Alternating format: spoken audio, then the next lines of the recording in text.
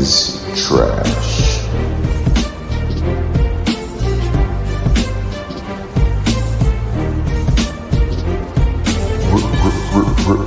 Wrestling is trash.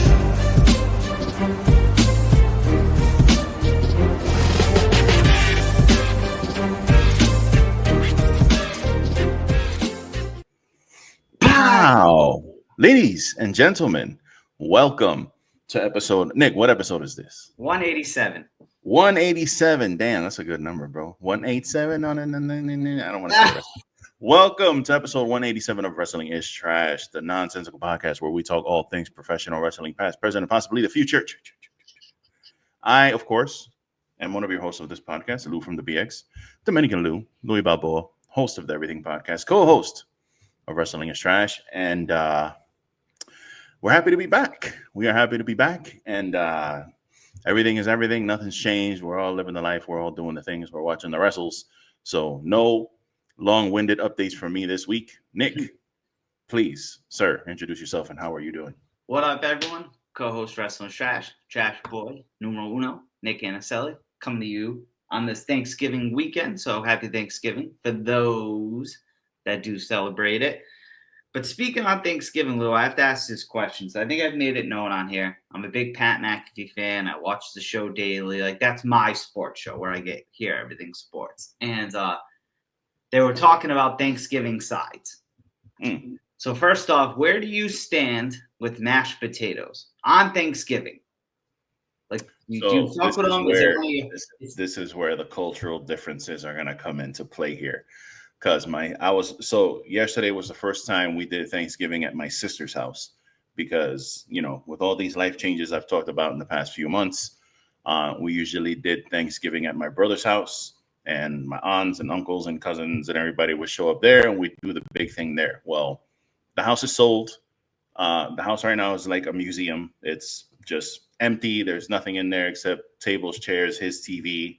You know, that wasn't the proper place to have Thanksgiving this year, so my sister did it. All that being said, when we were talking yesterday, and I don't mean this to be offense to anyone, but this is just what she said to me. She goes, I think next year we're going to do a white Thanksgiving. And I was like, what the hell? What is a white Thanksgiving? That's awesome, honestly. And she goes, you know, cranberry sauce, mashed potatoes, turkey, lasagna. And I was like, lasagna for Thanksgiving? Lasagna for Thanksgiving? I've never heard of this. What is this? Nick, tell me about Thanksgiving lasagna. I'm Italian. We don't do that. But so in answering your question about the mashed potatoes, so we do a potato salad, but it's not. It's kind of like mashed potatoes, except it has beets. So you put beets in it, and it's like it turns it red. And it gives it the flavor of beets, and it has egg, potato, mayo, salt, pepper, blah, blah, blah. So we kind of have mashed potatoes, but not really, because it's like a potato salad. But in my house, there's no mashed potatoes and gravy or anything like that for Thanksgiving. And I know that that's a staple, but not in the Dominican household, at least not ours. Okay. See, that's cool, though. Something I didn't know. So, because I was waiting for you to come at me with the white Thanksgiving sides: mashed potatoes, green bean casserole, mac and cheese. Okay, we did have mac and cheese. Mac and cheese is definitely a thing. Yeah, that is definitely a thing. But we have, for the most part, the staples in the Dominican house is, and I'll just pronounce them in Spanish, as I don't know how else to do it. Arroz con gandules, pernil, which is pulled pork, turkey. But the turkey, what's funny is like the turkey is like, you make it just because it's Thanksgiving and you need to make a turkey. Like, we don't make the turkey like to make a turkey. Yeah, you know what I mean? It's just because it's Thanksgiving, you have to make a turkey. But it's really all about the other shit. The stuffing is handmade. Can't use stovetop. That's a no-no. I don't even know how my mom makes that shit. She makes it. I don't know how she does it. But she doesn't use stovetop. She makes her own kind of stuffing. I don't know how, but it's delicious. What am I missing? Pasteles, which are yuca and green banana. Okay. And what else was there yesterday? I think that was about it. Aside from all the pie and cornbread and flan and fucking It was ridiculous, bro. It was so much food. Hey, I tell everyone, we were talking at work. I said from this Monday to next Monday, unless you're like competing or some weird shit like that, like fuck a diet. Yeah, it's ridiculous. This Monday to Monday, you just eat. Yeah. Even if it's little things, like you're sitting on the couch the night before Thanksgiving and you want a brownie, like fuck it, eat that brownie. It's the week of Thanksgiving. Like, bro, listen, I've been on this diet for the past year, and my buddy's 51st birthday was like not last weekend, the weekend before, I think, or it might have even been the 3 weekends ago. And I've been off the rails since then, okay? Because I had way too much to drink at the house over there. I was eating whatever was there. And then I was like, well, Thanksgiving's coming anyway, so I might as well just not be on the diet. And I've been off the rails for like 3 weeks. So yeah, I'm on Monday back 100% because I was actually technically supposed to be back today, but my sister gave me a big ass plate to take home. So I was like, come on, bro. Like, really? Like, what am I going to do? Not eat this? Yeah. Yeah. Yeah. So my goal is to watch what I eat from Monday until the week of Christmas. So that's like a good, what, 2.5, 3 weeks. You know what I mean? Yeah. You know, like to make up from that Christmas to New Year's stretch. Yeah. Yeah. Yeah. But I guess enough of that. I know people probably aren't watching for that reason. But happy Thanksgiving to all of those who celebrate. Yes. So with Thanksgiving, we'll get into it later. But you always Thanksgiving weekend, WWE puts on Survivor Series. We'll talk about after because that's the future. But we're going to go back into the past, but not too far. Last weekend, AEW presented Full Gear. So, Lou, I'm going to say something here. I don't know how you're going to feel about this. I have to give some props and respect to Big Boom AJ. Oh, God. Yeah. So I watched that match. I don't know if you did. I did not. So the massive pop from the crowd, first off, like dead ass, massive pop. One of the loudest of the night, to be fair. I don't know if you saw the reports, though. He came into the match with a broken foot. I thought he broke the foot in the match. So then it got reported it was beforehand and he stayed quiet. Regardless, whatever report's right, like, you know, kudos to him, right? That's crazy. Was fucking dope. And it sounds like he's going to be around for a little bit, probably here and there with appearances on 0 Hour, I imagine. Because this is where that thing comes in where us, you know, we're just not the demographic, but they are insanely popular. And it's bro, anything Tony has to do to bring the business up, bro. It might not be. This is one of those things where, like, I think we differ from other people because it's like, it's not for me. But I'm not mad they're doing it. Yeah, I say shit like, oh, God, this guy, this idiot or whatever. Yeah. Not that I think he's an idiot. I shouldn't have said idiot because the guy's making money however he can. And he was just on freaking a pay-per-view. So who am I to talk? But, like, it's not for me. It's not meant for me. Those people were going crazy. And you see the YouTube views on that fucking video? It's like 2.7 million views. One of the videos that they posted on Twitter from him, whether it was the match, his entrance, something from him, is the third most watched Twitter video in wrestling this year. I think number one was like Joe Hendry showing up in NXT. Yeah. I forgot number 2, but if I had to guess, probably something with Cody Rhodes in WrestleMania. Something CM Punk. Yeah, or CM Punk. And then, but number 3 of all the videos that are posted on WWE and AEW for Twitter, that is the third. Like, and when you're at the end of the day, it's a business. You got to do shit like that. Yeah, man. I mean, look, you know what I found funny about that shit was like the YouTube comment section for the video, because it was like a bunch of non-wrestling fans in the YouTube chat, like, talking about like scissors. Like, they were like, why is this guy talking about scissoring? Why does this guy have scissors on his ties? Like, who is, like, there was just like, it was funny to have all those people in there making those comments, but then it's like, that's what you want. You want people coming to your product and seeing things like that and getting interested. That's the whole point. Yeah. Obviously I have a bunch of friends back home who are wrestling fans too. And we have like our own little group chats and stuff, kind of like how we have ours. But everyone and my other friends, like, I'm the wrestling friend. Like, everyone knows Nick likes wrestling. They might not. And the crazy thing is, dudes who I know for a fact that have no clue what AEW are, were sending me like his video and the little kid, the Rizzler, and they're like, "Yo, did you watch this?" So it worked. Like it was successful. Whatever. It's hilarious that all that kid does is this. I know. And he's like fucking famous as fuck. And the dad goes, boom. It's so crazy. And who are those? Do you know those dudes who do like I don't know who their names or whatever, but you know those dudes who do like those deli videos where they're like at the deli and they're mad funny. Or whatever. Did you see the one where AJ went in there with his kid or whatever? I just saw it like a couple days ago. Yeah. Let me have a double chunk chocolate cookies. Like, but if you haven't had one of those, they're actually good. We don't have those double chunk chocolate cookies. What are you talking about? If you have not had one, they are good though. I have had one. I'm a Sam's Club guy. I'm not a Costco guy. So we don't have we might, but not in the area. We have Costco like 2 minutes down the road. Okay. Yeah, I go to BJ's, Paul's, and I go to Sam's Club. So we have BJ's back home. But yeah, so I just wanted to give him some props, respect. I think he deserved a minute or two of our time. Listen, man, how old is that dude? He's got to be in his 40s, I assume, right? Okay, I say that shit like if I'm young or something, like we're the same age. But like to be that age and to be my age and to have a fucking broken foot and perform in a match and not show it at all. He wasn't limping. I didn't see any limping. I didn't see any. He got on the turnbuckle and shit. So big ups to that guy, bro. Yeah, he did his thing. Like I said, and it's those little things in wrestling when outside people come in that you kind of gain respect for. And I think wrestlers as a whole, or the celebrities they're bringing in, are taking it more serious, like this. Yeah. And then WWE brought in Bad Bunny. Because we've all seen in the past, more WWE, obviously, because they're just older, where you bring in celebrities and you can tell they're just, yep, I got the punch and the dive off the top rope. And that's it. So like it's cool when you see those celebrities like invested.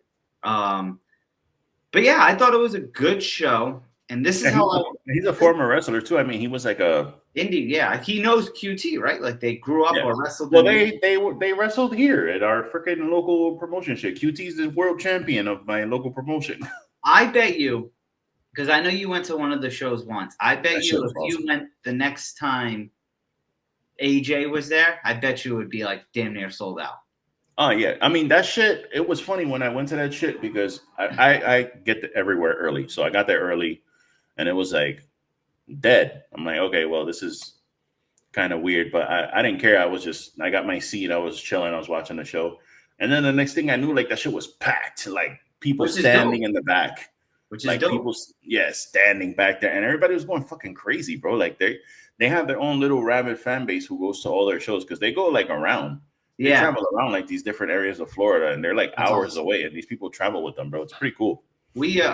But I know I said this to you, and it made sense once you replied. But I strongly believe if he wrestles again on a show, it needs to be on the actual pay-per-view. Simply now because he's got the name. It clearly was a success. Now try to have people buy it. Yeah, they could definitely do like in between, like a real fucking serious match. Yeah. Throw that match in there to kind of like get everybody laughing and lighten the mood up a little bit, and then come with another one. Yeah, but we only got one more pay-per-view, World's End, and then they go to HBO. They go to Max. Yes, sir. Yep. So World's End's coming up. What's the 28th, which is cool during the holidays. I'm a fan of that. But yeah, overall, I'm trying to think how to word this. And I think it's because we've said this before, so I'm probably repeating. AEW, when you put on a pay-per-view, 9 out of 10 times it's gonna be fucking awesome. Yeah. I think this was one of the 10 times it wasn't, but it was still really good. Yeah, it's a really good show.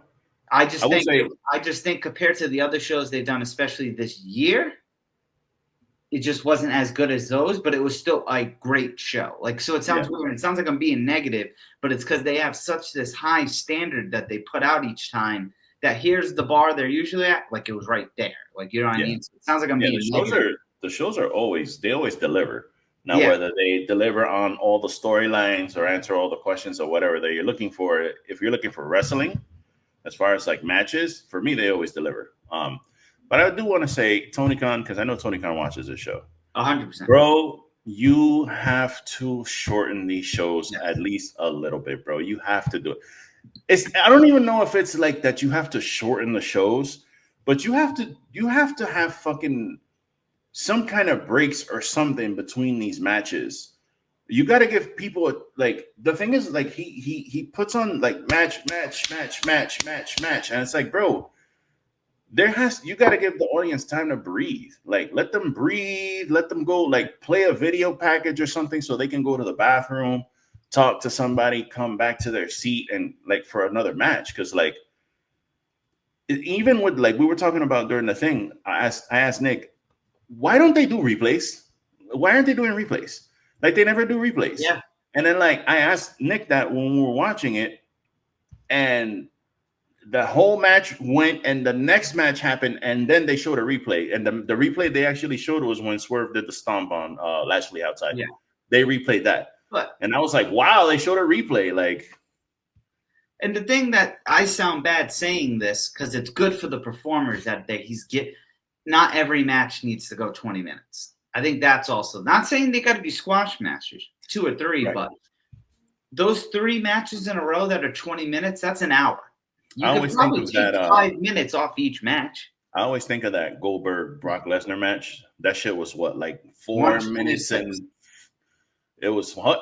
1 minute and 26 seconds. I'll never. Oh no, not that one. That there was it Goldberg and Brock Lesnar, the second one where they went like it was like WrestleMania. Yeah. It was like 4 minutes and 57 seconds, but that shit was fucking awesome. The match was awesome, and it was literally like a 5-minute match. I think it was 8 minutes or something like that, but it was like over quick, but it was awesome. And here's me bitching, but I know why they did it, and I support. Like Bobby and Swerve should have been shorter, but I get it. Swerve was just your world champion, so like. Yeah. But I'm also the believer of like if Bobby would have squashed him, like I'm talking no shit under 5-minute squash, Swerve would be fine. Swerve's established, in my opinion, in AEW. Swerve could wrestle 5 pay-per-views in a row and lose. I'm not going to be a fan of it, but he'll be fine. Like that's where I just think Swerve's at in the moment. I don't know if you think so, but I do. Yeah, I mean, he's one of the best. He's like... Because that was my favorite match tonight, but I've made it known on here. I've always loved Bobby Lashley in the Hurt Business. And I've Swerve's like in my top 3 active favorite wrestlers. So it's hard for... Like, that would have been a match if it actually would have sucked. Positive Nick would have came in and spun it. Because I refuse to think those two do something bad, you know? Yeah. But one thing, dude, I have to say, and I'm just not buying into this Moxley storyline. I want to so bad, and I just can't. I don't know, where are you at with it? Like out of everything that happened on that show, that main event was one of my least kind of favorite things. Oh my God, excuse me. Like I'm waiting for it to, like I'm trying to let Tony Khan cook, but I don't know. Like my thing is this. When it first started, they did the whole thing with Darby, and then it looked like Darby was getting like written off TV because he got like his ass kicked or whatever.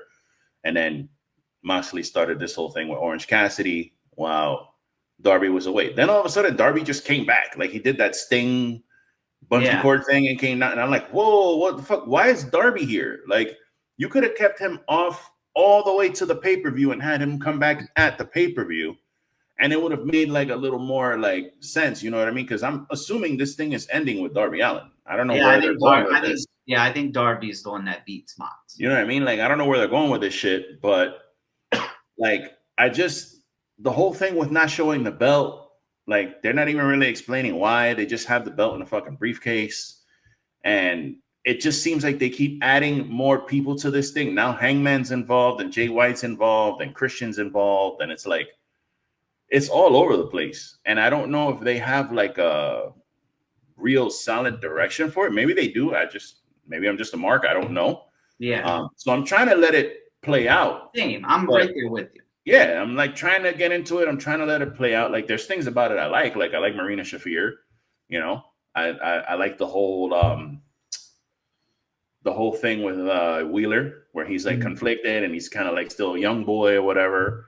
But I don't know. It's just not reeling me in like I thought it would. Like in the beginning, I was like, oh, this is fucking interesting. Okay, what's going on here? And it's just kind of flat for me right now. Yeah, I think flat's the word to use. Yeah, because I'm not going to lie, during the show, when Christian came out, I was like, yes. Like, perfect opportunity, yes. Like, you know what I mean? And I think what they're going to do I don't know if like. So I'm on the. I think Darby beats Mox, but I don't think he does it that night. But Christian's gonna take it off him. Darby, like, that's who he's gonna. I hate. I don't want to use cash in, but that's who he's gonna cash in on. Yeah. Well, rumors are that they're gonna do a 4-way for the title at the next pay-per-view. So it'll be Jay White, Hangman, Moxley, and then Christian. So I don't know why Darby's not involved in that. But that's what I saw earlier on Twitter. Yeah. I don't know. Again, it could be just bullshit, speculation or whatever, but I could see something where like Christian loses the match, takes the pinfall, but then cashes in the fucking briefcase anyway. Like, see, that would be awesome. I've always wanted to see that, to be honest. Did I say briefcase? Cash in the contract. Yeah. I don't think we've ever seen that in the WWE side, and I've always like said like, "Yo, that'd be cool as shit." Yeah. But no, overall, I really enjoyed it. Mercedes and Statlander. Yeah, you said your favorite match was Lashley and Swerve, bro. That fucking Konosuke Takeshita match and Ricochet. Konosuke Takeshita, say that man's name properly. And Ricochet. That was my match of the night. That was I loved the shit out of that match. I loved everything about that match, from the presentation to the commentary, the way they were putting this guy over. They put this guy over like a fucking. They couldn't have done a better job of putting Takeshita over, like as a legit badass fucking monster of a champion. And Ricochet bumping his ass off all over the place to give this guy the rub was phenomenal. I mean, Ricochet is awesome. Takeshita is my prediction. He's going to be world champion next year. I see it happening. I don't know what's stopping them from doing it. They need to do it because they need something badly to happen in this company. Like it's something needs to change, bro. And if you're like looking at all these things going on, like the Elite are gone, they went away, they're not coming back till at least January because they're doing this Tokyo Dome match, so they're gone. Kenny Omega, same shit. He's not gonna appear on TV until that shit happens. And that's in January, bro. So like they need to. I like where they're going with Takeshita, like the way they're building him. I'm hoping that they're building him towards that world title picture. But because there's certain people like Danny Garcia who, like, I ain't got nothing personal against Daniel Garcia. Like, I think he's a great technical wrestler. But as a babyface, it's not doing anything for me, bro. Like, I don't see whatever Tony Khan sees in Danny. Like, I like him as a scrappy heel. The babyface thing for me, it's not working. And I say that with all due respect. I'm not trying to take away anything out of his shine or anything like that. But for me, I just don't. I see him out there and like, I don't care. Like, I prefer the dancing Danny Garcia. He stopped doing the dancing and I'm like, okay, well, that's what got you over, bro. Dancing got you over and you stopped doing it. He got rid of that TNT title real quick too. Yeah, of course he had to. That shit was terrible. Like at the scrum, he already had like the OG. Well, not OG, but the I guess. What's the best version of that belt? I like the one Miro had. Miro had like a white and green one, right? There's no question that's the best one, bro. That Miro belt. Yeah, definitely Miro's belt. Yeah, of course. Yeah, that Miro belt, no question, bro. No, you're right though with Takeshita, man. That was great. Like I said, Bobby and Swerve, my match of the night. But that was match of the night, as I screamed on here pretty much before I even saw. But like I said, Mercedes and Statlander. Yeah, that was fucking awesome. Statlander's having a hell of a year. Yeah. And you know what I liked about that match for her? A lot of people said, I saw online, like, Statlander's like only good in like those street fight kind of women's matches, like where they do crazy shit. I don't think so. And I think that proved it though. But I also think, and I'm the first to say this, I like Mercedes, but I'm not bought in like everyone else is. I never have been though, like even in WWE days. Like, but she proved why she's, the one that she is. You know what I mean? Like why her name's what it is, I guess you would say. Well, you know me. I love me some Mercedes Moné, Sasha Banks, whatever she wants to call herself. I've loved that woman for many, many years. I think she's tremendous. And you know, the matches, she may not have been able to show out like has like she has the ability to up until this past pay-per-view. But man, she put a lot of people, she like shut a lot of mouths with that match. Yeah. Which is And good. that's all due respect to both of them. They both actually did the same thing. Yeah. So it was great to see. I think that was one of them where it's like, yo, let's go tear it down. Like, yeah, because how many times do we see sometimes these women's matches where we're like, yo, I can't wait to see this fucking match, and we're like, it was good, but you know, it wasn't what we wanted exactly. This match that could probably be women's match of the year, right? Unless I'm missing something. It could be up there. Yeah, it could definitely be up there. I think the Mercedes Fakur match was a little better. I would probably vote that one over this one. But I can see that, yeah, for sure. Definitely. I haven't been this high on a women's match since last year with Rhea and Charlotte. Oh, man, that match was so... I got to rewatch that, man. I really got to rewatch that. Not to go down that road yet, but that whole Mania I thought was just really good in general. Yeah. But, I thought those girls went out there. Now Camille is no longer with Mercedes. She got fired. Yeah. I don't know. I wonder where they're going to go with that. You think just... a match, obviously, it's going to lead to a match of the two of them. I saw a video earlier from Brian Alvarez, who was kind of speculating that something's going on with that and I didn't even really think about it when I saw it. I just thought, oh, okay, they're breaking them up and they're probably going to have a match or whatever. But he's speculating that like the fact that shit just came out of nowhere and she just like basically quit and walked away. Like he was like, I don't think we're going to see her again. Because he for some reason he feels like it came out of nowhere, but I'm like, they've been kind of teasing it for a few weeks, haven't they? Didn't they just sign her this year? Yeah, but I mean, they've been teasing the angle where she's like getting annoyed with Mercedes, and for me, I don't think it came out of nowhere. We live in a world now where if she was no shit already done with the company, that would be out. Yeah, I think so. Yeah, I think so. So. Yeah, I don't know. Maybe they're going to have her go away, and then maybe like they do the whole Mercedes fight someone at World End, and at the end of that match, Camille comes back. You know what I mean? To do like a stare down or something, get her off. They can do something because Mercedes definitely does not need to have both of those belts. No, yeah, same. But I don't know much about the New Japan strong side of things, so I don't want to speak ignorantly. But right, yeah, I don't know.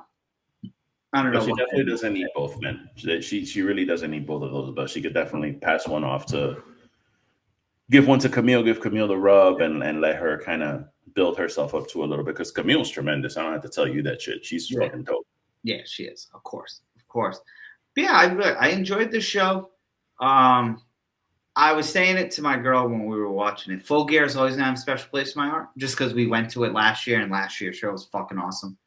Watching another man drink another man's blood, you know. So maybe I also have high standards for that pay-per-view as a whole. You know what I mean? But yeah, no, I thought it was really good. I think AEW has a potential chance now with this Max deal coming right around the corner. I really, once again, bias is coming out here. But the Hurt Syndicate, I think that could become something. You have Kenny and the Bucks coming back right when the HBO deal starts, Max, whatever. Oh, yeah. So I think this next month, between now and February, because we're pretty much December, right? And then you'll say the first 4 weeks. Between now and February, they have a chance to really pick it up again.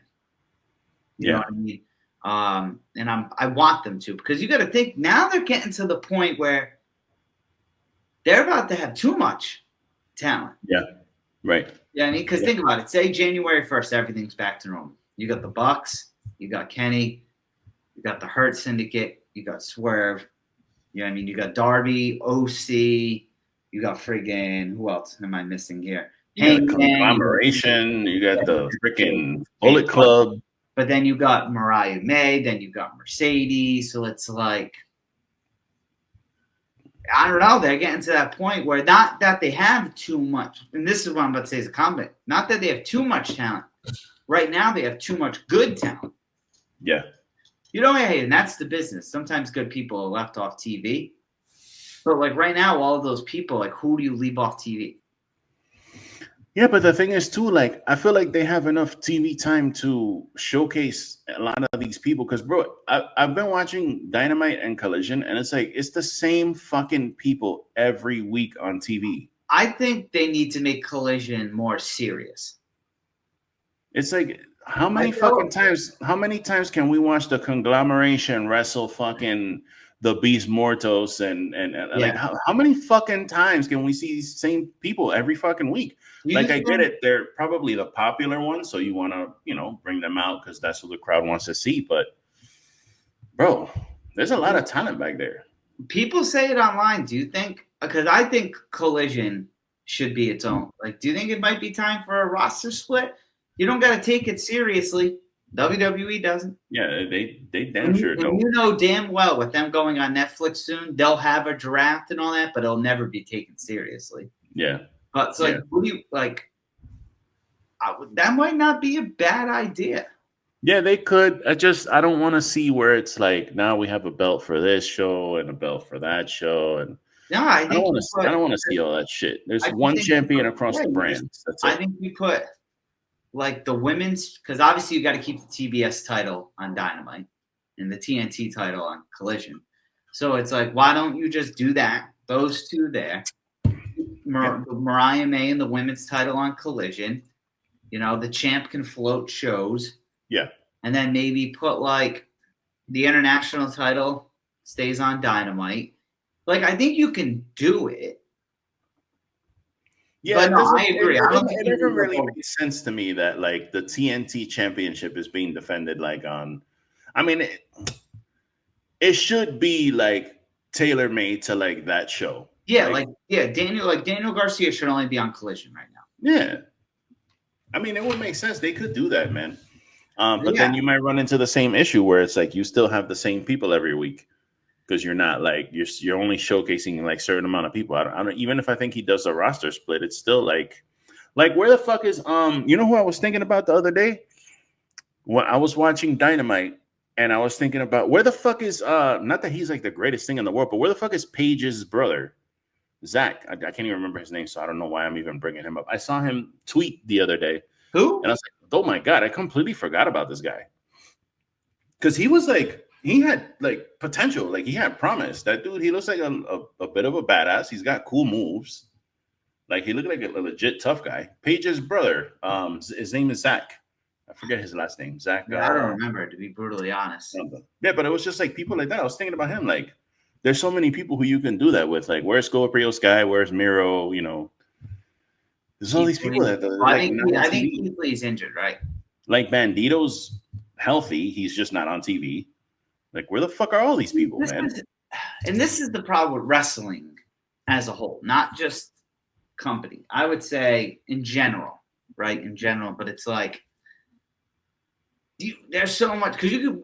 See how you listen to all these names and they're all great. You could do the same thing on the WWE side of things. Yeah. And then this is a question I wanted to ask you because I could sit here and defend both sides, but you have that, but then like you're extending Ray Phoenix for like a year with no intentions of using them. Yeah, we need to. And Ricky, we got to talk Ricky, obviously. Yeah, we need to talk about Ricky Starks for a minute. But let me ask you, like the Ray Phoenix, like, I guess why? Like, here's the thing, like, now granted, Tony's got money, obviously, right? But my mindset, like, I think money, like, I get a business thing, and I get it. You know where he's gonna go, like, you get it. But it's not like he was just on Dynamite on Wednesday. Mm-hmm. Like, why not let him go and not have that money? Like, you know what I mean? Yeah, I think I also see like Tony's side.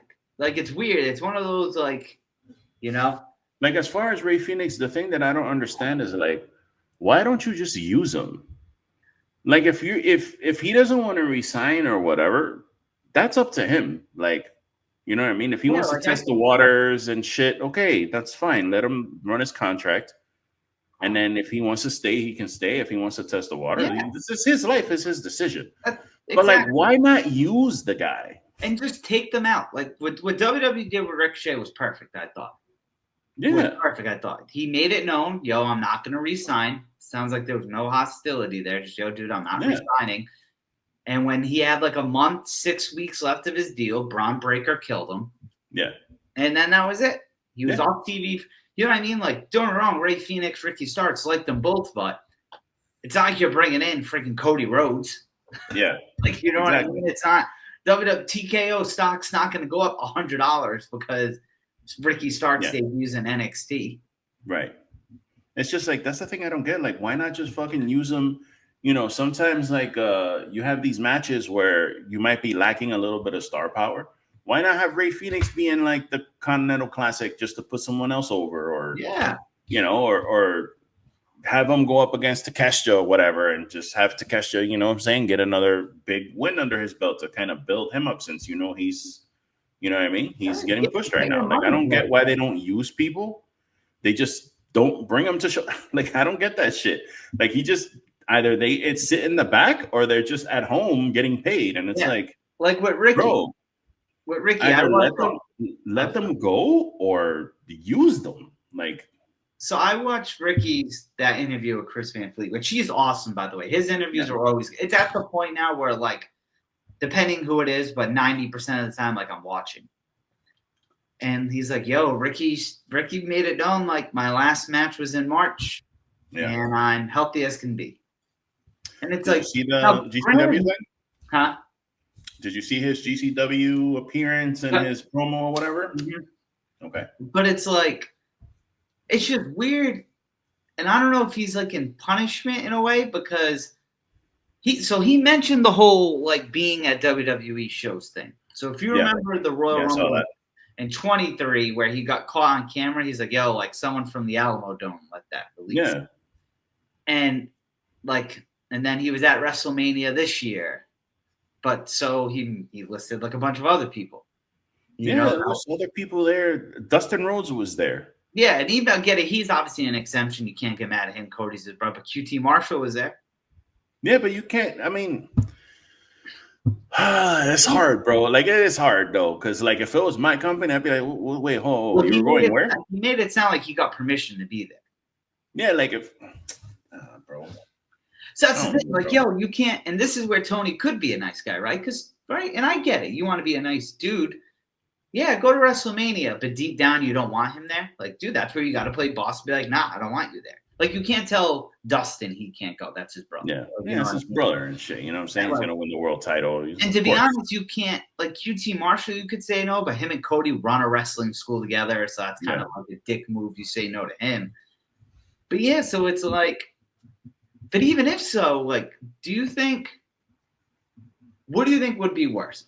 Say, you know, you have said name talent. They got 6 months left to just not keep them on TV, or just book them in L's, knowing you know they're going to another company.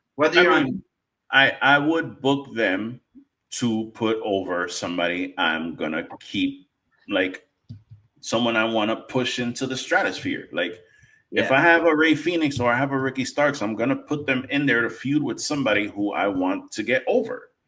So, yeah, Ricky's going to get a couple wins, and then this guy's going to get a couple wins, and they'll have their blow-off match, and then Ricky will lose if he's leaving, and then he'll shuffle off this mortal coil and go somewhere else, and the guy will take the rub. Like, and you know what it is? It's just Tony's still new. Like, at the end of the day, you can't forget this dude is still new. Like, but come on, bro. He used to run, like, when the internet was like in prehistoric stages, he was running like wrestling forums and doing all this fantasy booking and all this shit when he was a teenager. Like, he understands like wrestling, and like he should understand like booking and wrestling 101 and how shit works and whatever. Like, he should know that kind of shit. It's about making. I don't know where the disconnect is. Like, Ricky does this whole GCW thing. Now, whether the whole thing with Effie saying the shit about Tony's father is the reason why he got pulled or whatever, I don't know. I'm taking it for the word that that's what it was. Like Tony Khan heard. Can you imagine how many people probably sent Tony Khan that clip of Effie saying that shit about his dad? Yeah. Like, you know how many wrestlers and how many people and how many DMs and all these people were like, yo, Tony, did you see this? Did you see this? So yeah, I understand why he pulled Ricky from the show. But what I don't understand is like, why the fuck aren't you using Ricky? Like, again, I bring up the Continental Classic because, like, why not have Ricky Starks win that? Why not have him win the Continental Classic? You could have easily brought Ricky back this week. You could have did the Continental Classic fucking list or whatever fucking. They had like a YouTube show where they listed who's going to be in the Continental Classic with the brackets. You could have easily left one empty and let people speculate, and it could have been fucking Ricky Starks, and you could have had Ricky Starks win the whole thing, be the Continental Classic champion, defend that fucking belt for a while. Like, why not? Why not? Why does Okada need that belt? For what? Okada's not doing shit with that belt, and it's Okada. Yeah, I was gonna say, don't get me going on Okada because I think it's Okada. He doesn't need that belt. I think for Okada's status and everything, they haven't used Okada right. That's just he doesn't need that belt, bro. Like no, I'm just saying since he debuted, I don't think they've done right by him. I mean, I'll be honest with you. I like the funny shit that they did with him when they turned him heel and bitch and all that, and I'm so sorry. Like when he was fucking with the pyro and he fucked up the pyro and shit. Like I think that shit's hilarious. And he can still go. But it's like, as far as that belt, it's like he doesn't need to have that shit. So why not put it on Ricky Starks, who's like charismatic, freaking great in the ring, has personality, could do all your media. Like the guy's like a perfect guy to go out and promote your company. And he's going to look tremendous with that fucking belt on his shoulder. Like that Team Taz belt, that was fucking, come on, bro. He can't do anything with that belt. The belt's not even like a sanctioned belt in the company. Well, they got rid of it, right? Hook retired. Yeah, it's retired. But it's like they gave him that belt, and it's like, come on, dude. He was a tag team champion, and that was cool. But come on, man. Like, why? I don't understand that shit. Like, to me, perfect. Put Ricky in the Continental Classic. Even if you don't have him win it, let him get to the finals, and then somebody fucks him over, and the person who fucks him over, there's your next feud. Yeah. Like, why not, bro? It's being speculated his contract, which would make sense, ends in 2025. So he probably signed a 5-year deal because he debuted in 2020. Crazy, bro. It's like spring. So I don't think we see him on TV until he's done. Personally. That's crazy, bro. But think about that. Say that's the case. You had a dude who signed a 5-year deal and you gave him a whole year of pay. And it's like, cool. On the opposite side for Ricky, it's like, yo, I'm getting paid. I'm not doing shit, but you're also in your prime. Yeah, you're young and you're like healthy and you want to do this thing and show your talent, and you're wasting away because you can't go anywhere. I'm telling you, and I sound like a douche saying it because I never want to see someone without a job. Tony's got to start doing cuts, man. I get it. He doesn't want to be the bad guy, but he has to. He has to. I mean, I feel like we could probably do cuts. We could go on the roster and easily identify 20 people right now. Oh, bro, I could cut 30 people right now. And it's like, and it would be like not a problem for them. They would still have a tremendous roster. But like again, you don't have to do that. But definitely you don't have to re-sign all these people that you're re-signing. Like I think it'd be contract runs out. Okay, man, thanks. We're not gonna renew. But thank you for your contributions, and maybe down the line we'll work something out. But for now, you're free to go. Like WWE just did with Baron Corbin. Pretty much said, "Hey, we're not renewing." Which I don't. Yeah. I don't know. They've re-signed some other people that I'm like, you re-sign him, but you won't re-sign Baron Corbin. Yeah, Ridge Holland is still employed. He's in the main event next week fighting Trick Williams. I don't know. I don't get that dude. But I'm amped for that. What do they call an Iron Survivor match? Do you see who's in the women's one? No. It's. I still don't know Delta's new name. Begins with an A or some shit. Oh, they renamed Delta something else? Yeah, but yeah, she's in it. Julia, Stephanie. Probably Roxanne. No, because Roxanne's champ. Oh, she's a champion. Who the fuck's the other? Sol Ruka. And then they're doing a last chance winner thing on Tuesday. Wow. Which I think I could see Cora Jade winning that. NXT's women's division is the best. Man, it's insane, bro. WWE's women division right now, just in totality, is like. Well, I guess we can talk about this. The mid card's getting at it. The women's IC and the women's United States. You know, I've made it known, and I think you're on my side. You want Chelsea to be the US. They need one of those belts, if not both of them, need to be given to Chelsea Green. So a lot of people saying online, like fan favorites, right? A lot of people are saying US for Chelsea, and on the IC side, a lot of people like see Dakota Kai. Oh man, yo, you know me, I love me some Dakota Kai. Yeah, so I'm on the one because they haven't announced how they're doing the Intercontinental one yet. I would like to see Zelina Vega get that. Okay. That's who I'm pulling for. I don't know if they're doing a tournament or whatever, but yeah, Chelsea winning it would be perfect, I think. But I mean, I love big fan of Chelsea Green. If I had to pick names out of a hat, I mean, I think we talked about this before in private, but like Lyra Valkyria, Chelsea, Dakota Kai. I love her so much. Yeah. Shayna Baszler. But again, these are the same names that I bring up. Like every time there's like, who can we push? And it's like the same women that I keep bringing up, and they never push them. Like they never. Right. It's to the point where I'm just gonna stop saying it because it's like I'm giving them bad luck. So I think both those titles need to be booked as like TV titles. Like I think those don't always need a storyline. Like Chelsea Green wins the tournament. On Friday, they could just announce next week on SmackDown, Chelsea defends against Meechin. Like there doesn't need to be shit there. Yeah. Like, just as long as the titles are on TV. Yeah, you know? Whoever they don't have to do like they don't have to be on pay-per-views all the time. Yeah, and they don't have to do like records or whatever. But hey, man, you give Zoe Stark a couple wins, and then they're like, oh man, she's the last couple shows she's had wins, and she's next in line for a shot. Great, let's go. Works for me. Let's do it. Like that's fine. Like they don't have to like do these big elaborate stories for every title. It's okay. Whoever wins, I could see whoever wins them both first. You might want to give them like a 2-3 month run, to develop the title. But after that, you know what I mean. And maybe have it at the big shows. Have someone defend them at like Mania. Yeah. No, but if that's never on pay-per-view, I won't be like mad as long as it's being used. Like you said, if you're being used, it's fine. Yeah, because the way it is now, we don't always get all the belts on all the shows anyway. So now I've gotten over that. I used to be like that guy that WrestleMania every belt has to be defended. I mean, I think at WrestleMania they pretty much do a good job of that, but like. You can't do that at every pay-per-view, I don't think. Like it's the whole at this point the whole show will be title matches. Like every match will be a title match. Then pay-per-views and AEW is going that route too, which I'm fine with. Pay-per-views are monthly at this point. Yeah.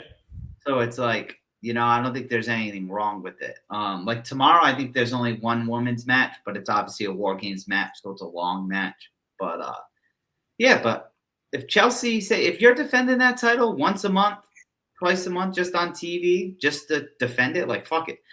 Yeah, I don't think there's anything wrong with it. I think the thing with those belts, it's like whoever's the first champion. I think that's like the big deal. The big deal. It's like who's first. Like I think that's more prestigious than anything. It's like I was the first women's U.S. champion, the first women's Intercontinental Championship, the first men, whatever. It's just like Kalani Jordan. Like Kalani Jordan, she's the first NXT North American Women's Champion. Yep, can't take that away from her. No, you can't. At the end of the day, they're history books. As long as that title's around, you know what I mean. And I think at this point, simply based off the names that they're continuing the U.S. and IC, I don't think those will go away. Yeah. Because I can't picture WWE retiring those two names, Like if they just named it something else, like the women's fucking European Championship or something random like that, like you could get rid of that. I don't think they'll get rid of United States or Intercontinental. Just because I think they're here to stay. Yeah, they're here to stay for a while. Yeah. I don't know about the tag team titles, but what's up with Dave's hurt apparently? No, I'm seeing that apparently no, she's not.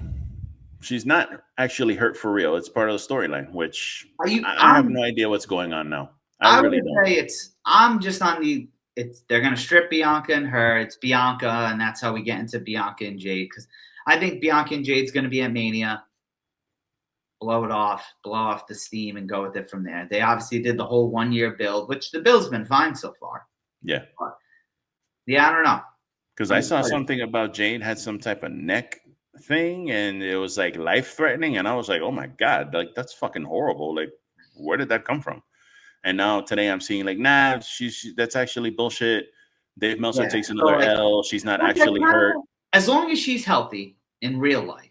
Yeah. Like, if they're saying it's storyline, or if it's not a major injury and she actually is hurt, like I kind of like this because no one knows. It's suspense relief. Like I like that in wrestling. We don't get this a lot in wrestling.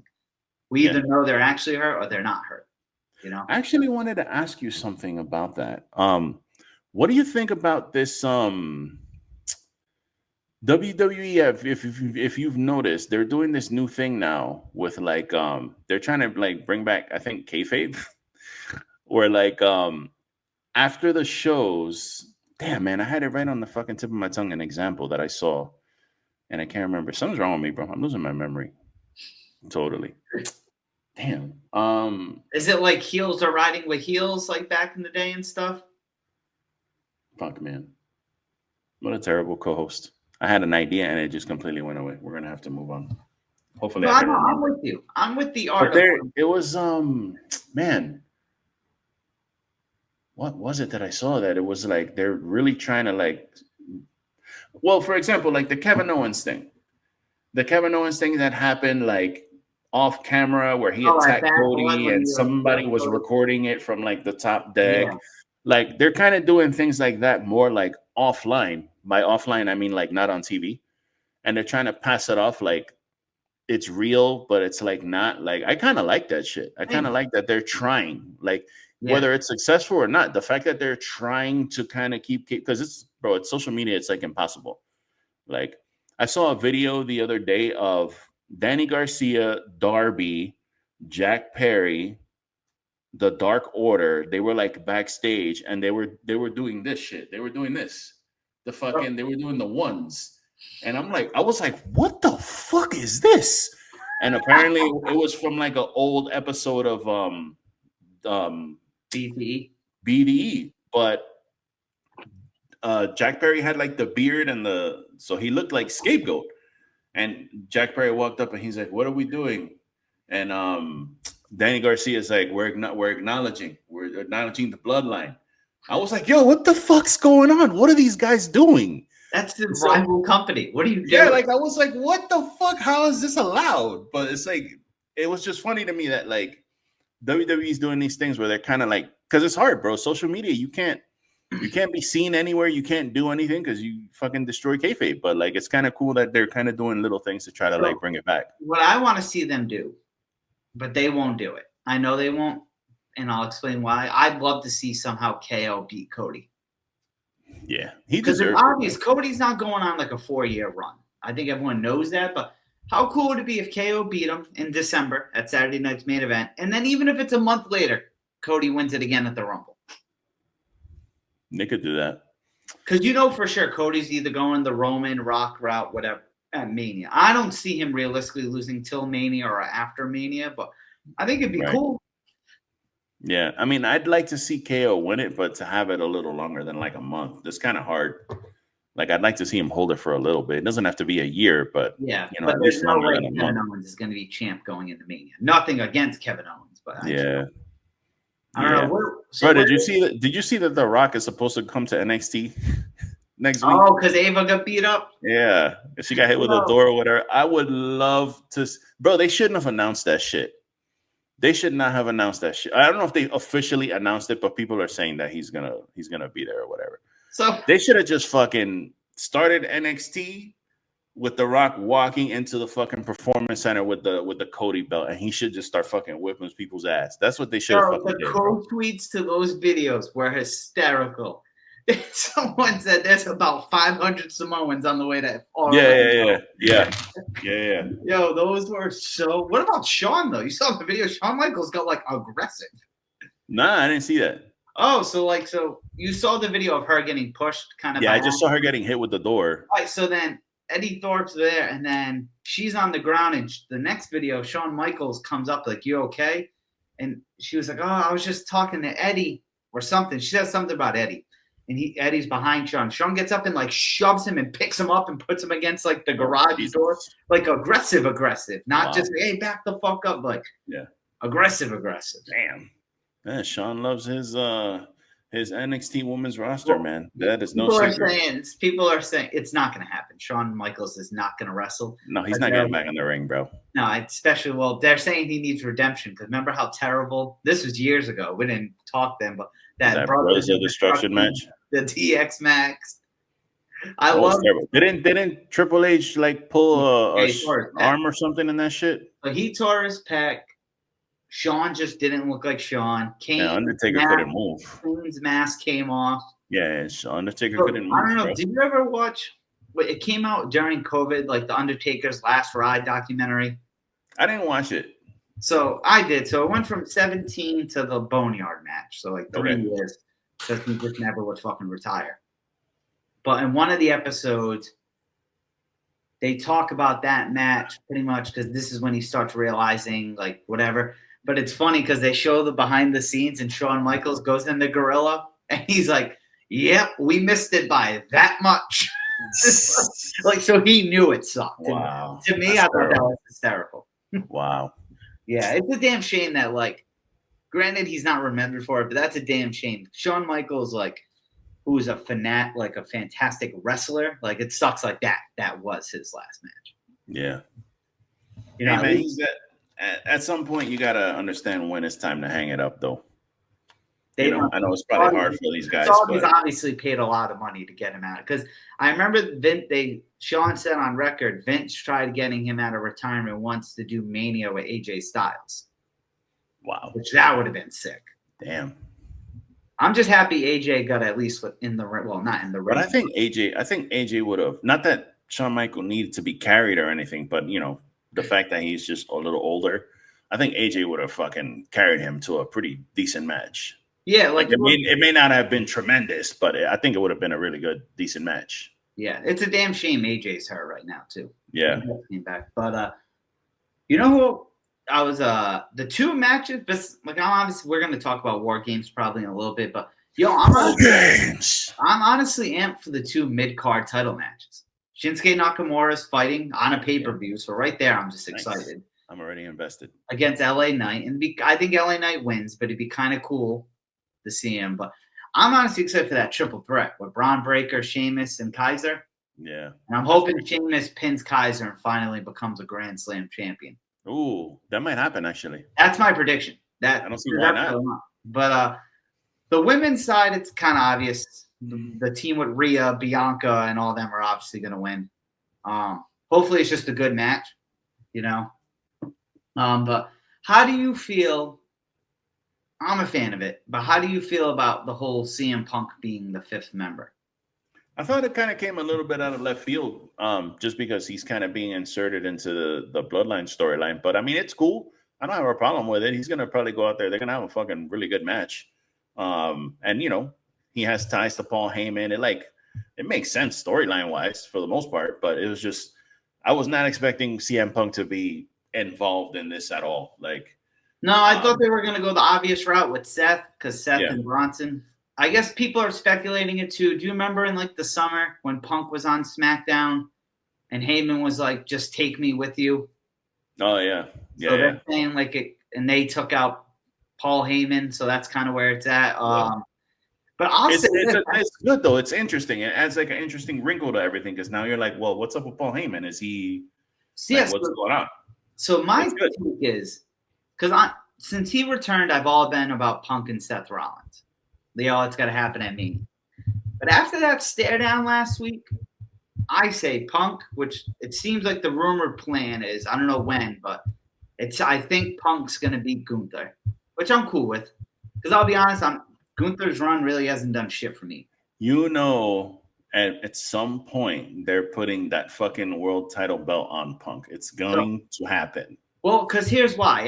So I don't know if you saw like a few weeks ago, Goldberg said he's having a retirement match. It's going to be at WrestleMania, and so that's going to be him and Gunther at Mania, which I'm cool with. If Gunther beats Goldberg, like that's actually good for Gunther. I'm cool with that. Are they going to do that at the Saudi WrestleMania? No, I think it's going to be at Mania. Oh, okay. Which I'm cool with because it won't go long. 5-10 minutes. Gunther goes over on Goldberg. I'm cool with that actually. So I think you have Punk beat Gunther, maybe with Goldberg's help. Yeah, but this guy's gonna agree to come back to get his fucking head stomped in by Gunther. Like that's because Goldberg alluded it was gonna be Gunther too.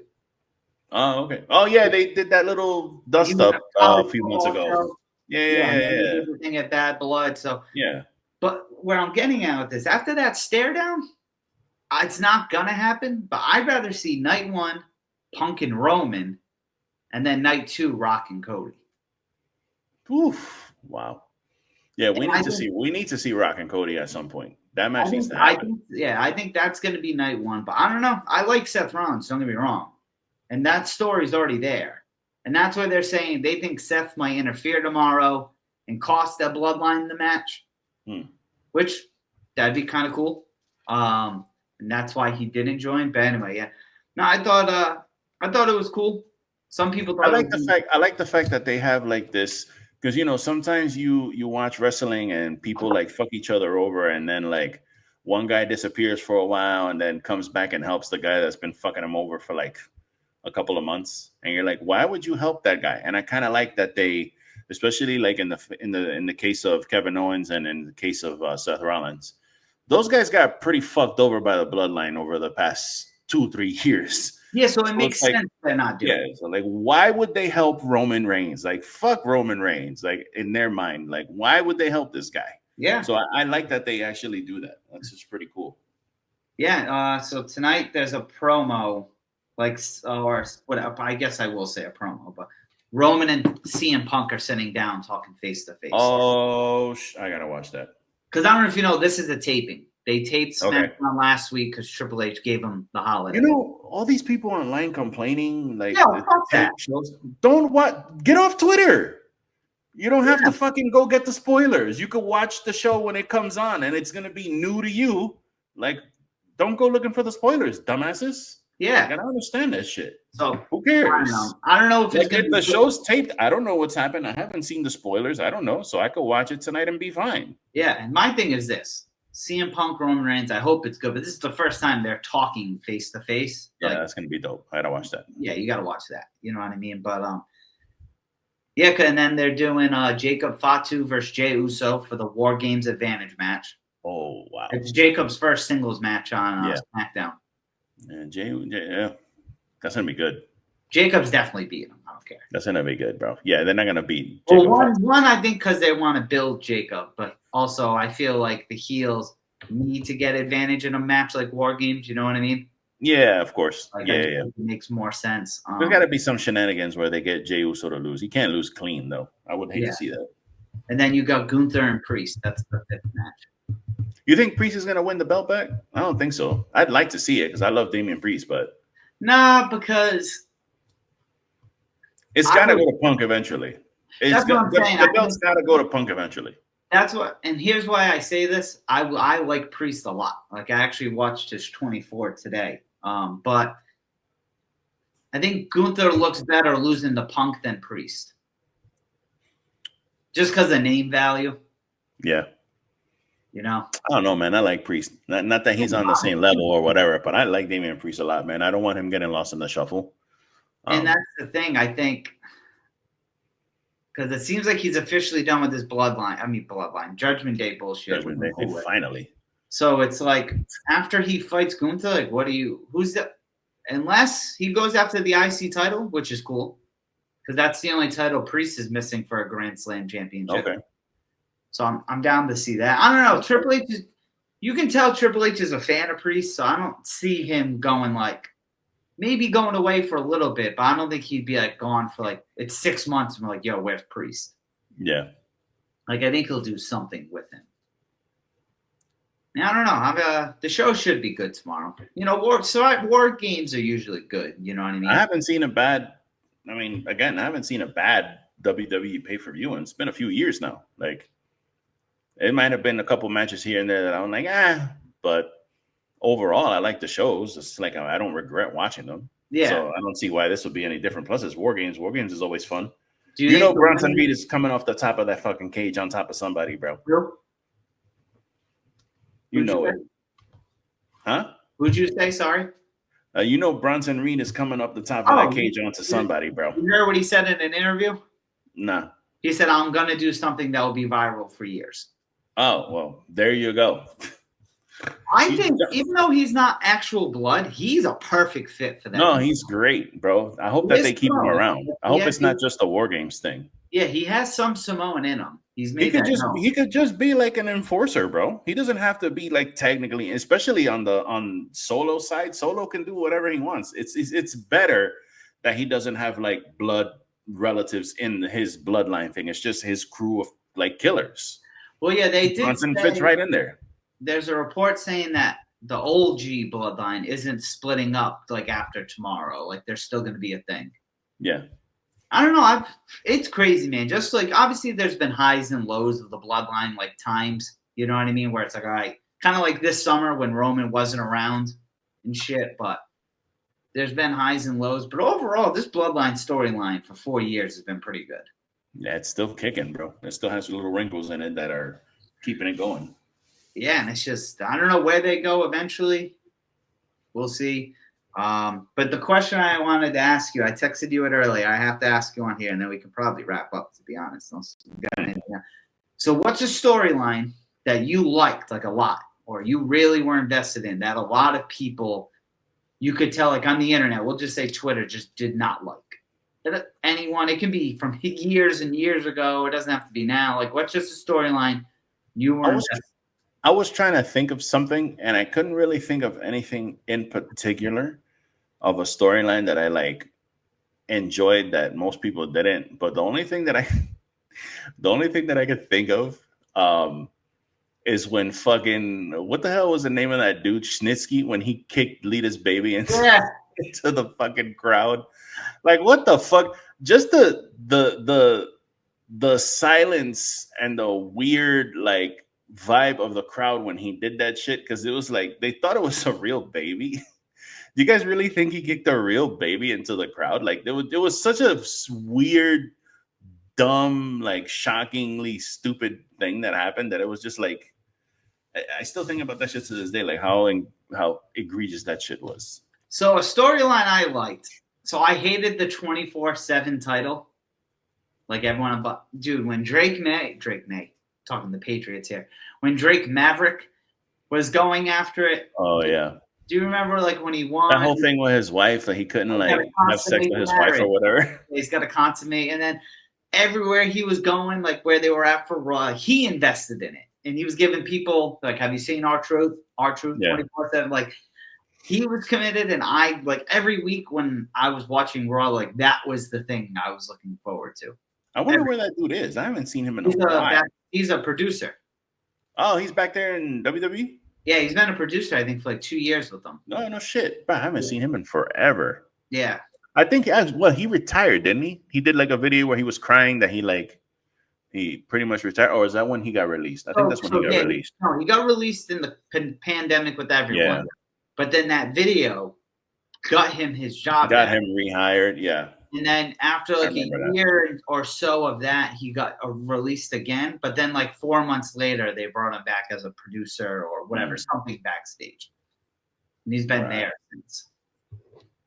Okay. But like a dude like him, he's like, not to be like rude or anything, he's just so small, like you can't, you know what I mean? And but it's that too, and it's like he has a weird build. Like he looks like relatively, I'm sure if I saw him in person, he'd look like a normal dude. Yeah. But like in comparison to like all the, like especially when he was like AOP's manager or whatever the fuck, that shit looks super weird. It's just like, bro, it's especially when he put like he wore the gear with them. He put on his own version of the AOP gear on. I was like, bro, you look mad weird. You look like a kid in costume. It was odd. Yeah, that was That was odd. And then I guess this might be a hard one to answer, but what do you have a favorite storyline of all time? Or some that come to mind? A favorite all-time storyline. Um, I was a big fan of Punk when he was like leaving with the belt. Yeah.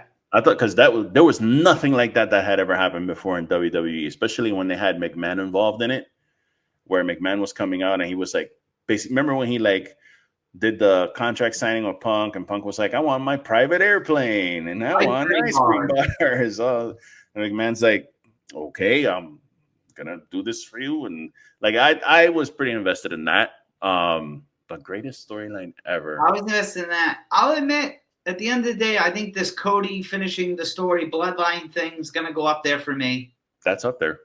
That like, is I up don't there. know, Bloodline or like Sami Zayn Bloodline. So from like when he joined all the way to when him and Kevin Owens won the titles at Mania, like that. Yeah. That's always gonna be one. Rock and Austin. The way Sammy held, I guess that was Jay. Yeah. Kicked him with the haluva kick, and he held him there like his head was on his. That shit was dope. Yeah, did that again. What a great moment. I'm trying to think what other ones really stick out. Were you a fan of It Was Me, Austin? The whole greater power, Yeah, higher power, whatever that shit was. I don't know, man. At that time, I was more WCW. Like I was more, I guess I could say NWO, but that ended. It didn't even really have an ending. It just kind of like fizzled out. You know what I mean? Like Yeah. NWO just got stupid. They started. Everybody was getting in there. I remember one episode of Nitro. I think Steiner was in the ring with like Scott Norton and some other guys, and they were literally like, "Who wants to join the NWO?" And they just had shirts, and like Buff Bagwell ran out, and they gave him a shirt, and he put a shirt on. And he was like, "Yeah, I'm in the NWO," and I was like, "What the fuck is? yeah. The fuck's going on?" Like it just fizzled. So I guess I can't say that. Another one for me. It was only 4 matches, but it took 4 years. I was really invested in the Triple H, Shawn Michaels Undertaker matches at Mania that transitioned to Triple H, which ended in the Hell in a Cell. Yeah.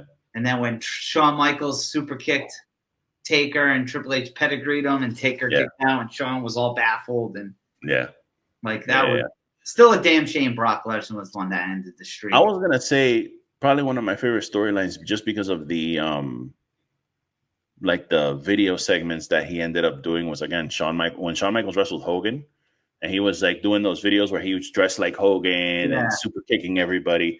I would say that's up there, except for the fact that when they had the match, Shawn Michaels was like hilariously overselling everything Hogan was doing because apparently they had some kind of backstage beef. Yeah. And it, like made the match like kind of like a joke.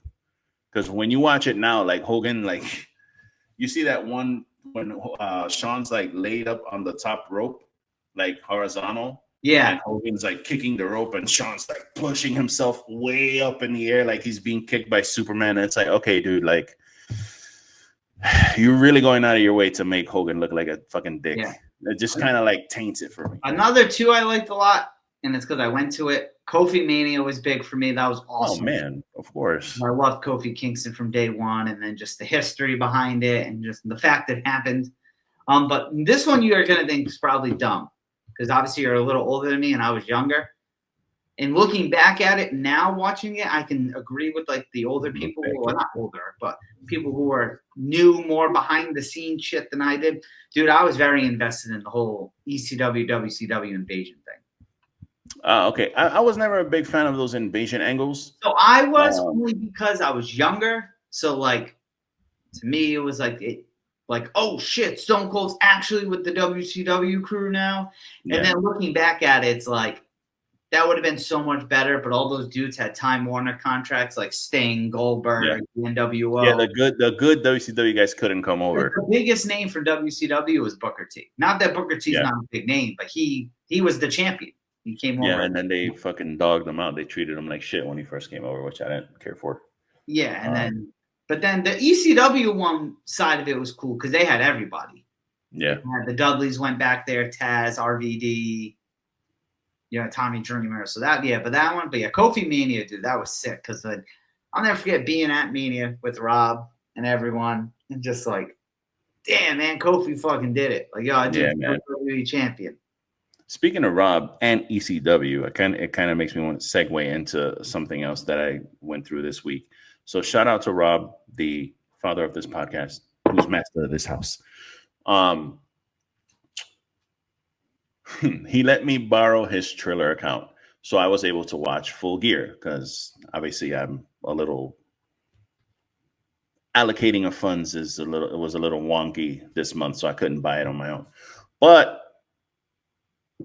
when he let me borrow his account, I also watched something that caught my eye, which was Bloodsport, I believe, 12, Josh Barnett's Bloodsport. Now, I tried to watch Bloodsport once before. I think it was a year or two ago, and I didn't really understand it. So I was like, I don't think I can watch this. I think I watched like the first 2 matches, and I didn't really get it. And I was like, I can't watch this. I don't know what this is. And I never really gave it the time of the day. Bro, I watched that last Bloodsport they just had, and that shit was phenomenal. I said I gotta watch it. That shit really reignited my love for wrestling because it was so different than anything that's out there, and it's like so exciting. The rules are like completely different. Like no rope breaks. There's no ropes. You can't grab the rope when you're in a submission. It's basically like UFC without a cage. It's kind of like Kumite, honestly, like a fucking literally like a blood sport is what it's called. It's kind of based on. So it's almost like Ultimate Fighting, but it's so weird. Wrestling is so weird, man. Wrestling is so weird because how do you explain wrestling to somebody who doesn't watch wrestling? It's always that conundrum. And trying to explain this thing, it's if you haven't seen it before, it's just so weird. It's like wrestling, but UFC. That's the lightest explanation I can give. But I was watching it, and it was sponsored by GCW, so they were showing GCW clips, and they had one of those old school. So in ECW they used to have these old school 30-second promos where they just play a heavy metal song, and it just shows destruction and people flying through tables and glass and blood and all types of shit, and it's just wow, what is this? So I was watching Bloodsport, and they had one of those promos, but it was a GCW promo, and it literally reminded me of ECW. And I had a thought, and I was like, damn, man, I have to watch more of this. I got to support this shit because in 10 years, people are going to be like, damn, bro, that GCW when that shit was on was the shit. Kind of like the way people talk about original ECW now. Yeah. It's how they're going to be talking about GCW later. So I'm like, man, I'm missing out on this shit. They got a lot of shit going on. They got a lot of really cool fucking wrestlers on their roster who are loyal to that brand. And I need to start watching more of this shit. Yeah, no, I really do. Like I said, the few clips I've seen, it seems good. I just, like we always say, it just feels like there's never enough time. Yeah, it's too much. It is too much. I'm trying to watch so I watched the newest Bloodsport, and there's one before it called Bloodsport Bushido. But there were a lot of people on that one because it was in Japan that I'm not familiar with. So I went back, and the one before that one is the one with Shayna Baszler. The Creed brothers were on it. The one during Mania. Yeah. So I'm like, oh, I'm going to watch. So I started that one. So I'm going to probably watch that one at some point today. But, dude, I can't recommend that last one enough, bro. That shit was so fucking cool. I need to watch it. I said I was going to watch it. I would love to go to one of those. See, I think that'd be fun. I would love to go to one of those, man. So crowd interactive too.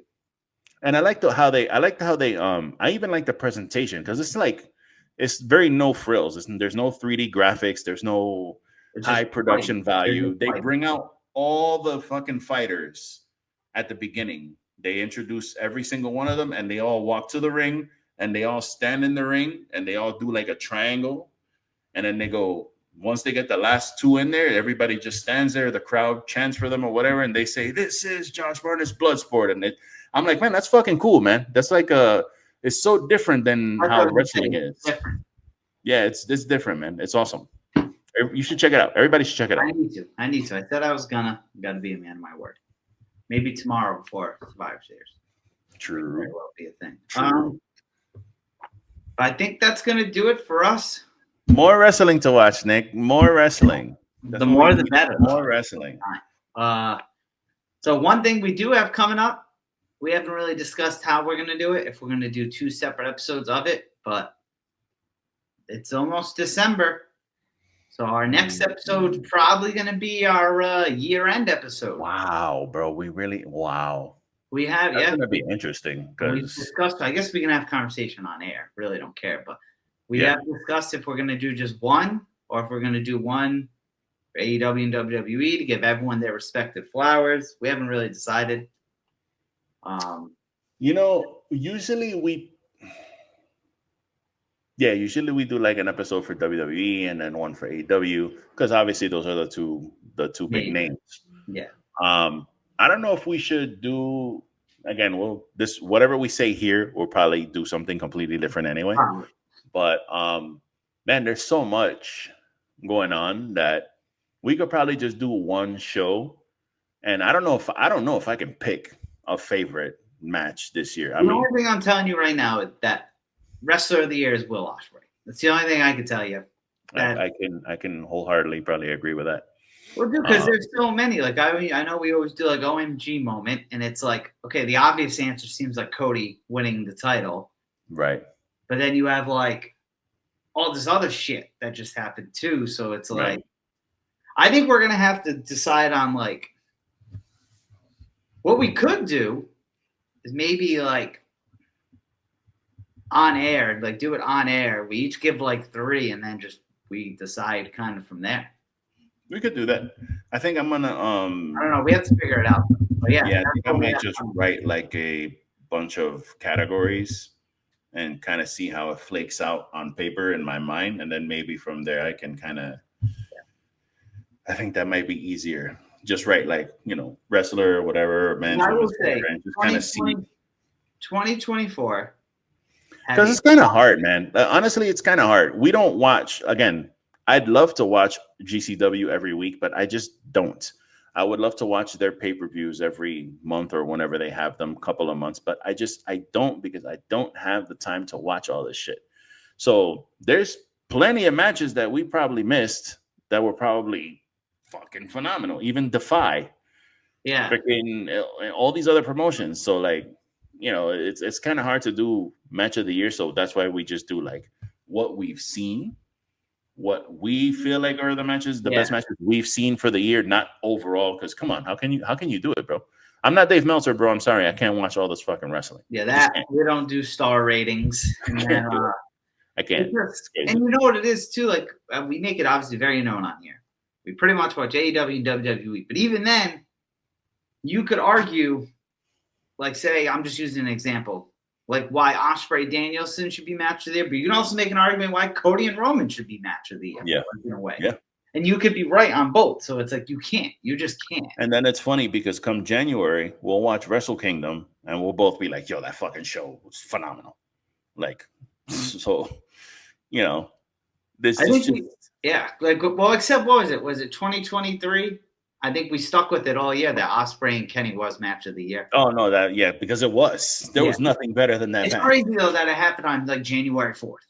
Yeah, there was nothing better than that match. I'm sorry, there was great matches that year, but that fucking match was the two I just said are in my running, and it's like you think Ospreay, and this is why it's hard to do a show like that because you say Ospreay Danielson for obvious reasons, right? 2 of the best. But how do you?